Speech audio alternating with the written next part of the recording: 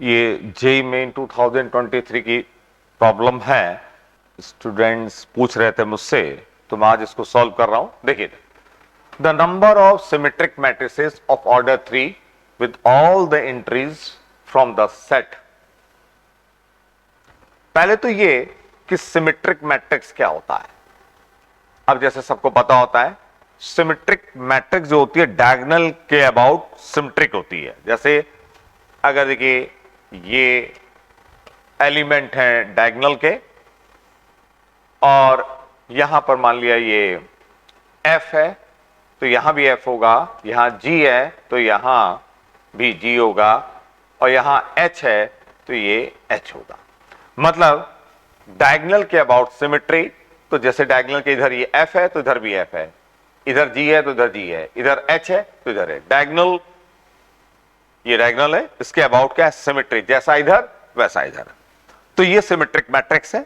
अब कितने symmetric matrix बनेंगी अगर हम ये नंबर्स यहां पे रखें। क्लियर? तो नंबर ऑफ सिमेट्रिक मैट्रिसेस पता करना है। देखिएगा, इसमें करना क्या है कि आप क्या करिए, इतने पार्ट को देखिए आप पहले।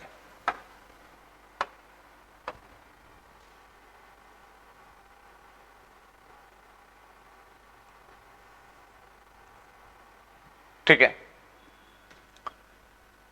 यहां पे नंबर रखिए।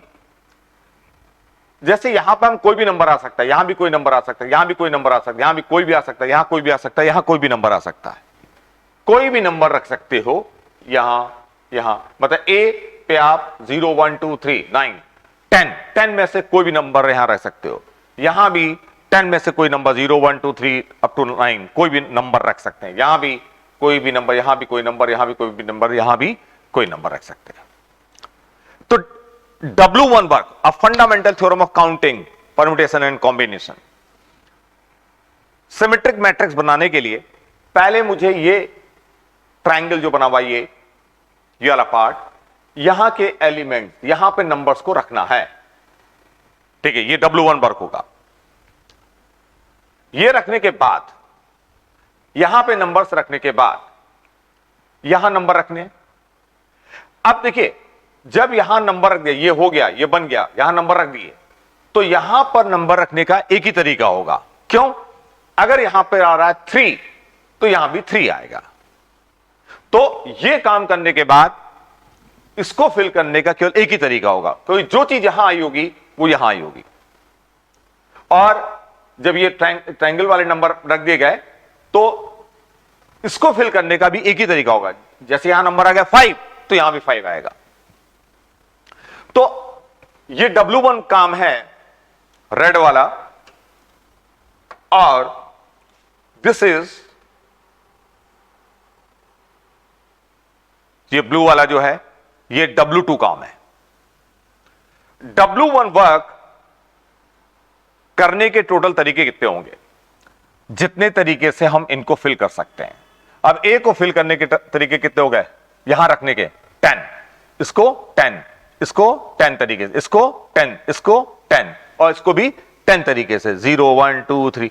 तो कितना हो गया, 10 10 10 10। तो सबको फिल करने के ये W1 काम है, इन सबको रेड वाला, इसको सबको फिल करने के टोटल तरीके क्या होंगे, 10 इंटू 10 इंटू 10 इंटू 10। तो 10 टू द पावर 6। रेड वाला काम करने के टोटल तरीके क्या होंगे, 10 टू पावर 6। उसके बाद यहां नंबर रखना है। अब सिमेट्रिक मैट्रिक्स बनानी है, तो जो नंबर यहां आया होगा वही नंबर यहां आएगा। तो ये यहां नंबर रखने के बाद यहां अगर नंबर रखना है तो F1 यहां पर नंबर रखने का केवल एक ही तरीका होगा, क्योंकि यहां जो आया वो यहां भी आएगा। तो इंटू 1। फिर यहां नंबर एक रखने का एक ही तरीका होगा, क्योंकि जो यहां आया होगा वही यहां आएगा। सपोज यहां 0 है तो यहां भी क्या होगा, 0 है। यहां जो यहां होगा, जैसे ये तो पहले से काम हो गया ना, ये काम पहले कर लिया ट्रायंगल वाले, रेड वाले, रेड ट्रायंगल के अंदर नंबर रखे हुए हैं। उसके बाद यहां नंबर रखने का केवल क्या होगा, एक ही तरीका होगा। तो 10 टू पावर 6 ये होंगे total number of symmetric matrices.